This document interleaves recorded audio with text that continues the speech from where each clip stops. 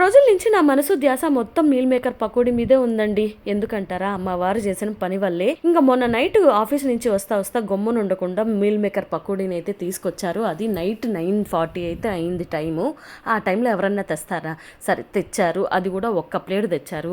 4 మనుషులు ఉన్న ఇంట్లో ఒక ప్లేట్ ఎక్కడ సరిపోతుంది? అక్కడేమో ఒక 10 పీసులు ఇస్తారు. సరే తెచ్చారు అనేసి ఆయన ఫ్రెష్ అప్ అవ్వడానికి లోపలికి వెళ్ళారు. నేనేమో వంటింట్లో పని చేసుకుంటూ ఉన్నాను. వచ్చేసరికి మా పిల్లలు ఇద్దరు షేర్ చేసుకొని పకోడీని అయితే ఫినిష్ చేసి ఒక్క పీస్ మిగిల్చారంట. అదేమో మా వారు తిన్నారు.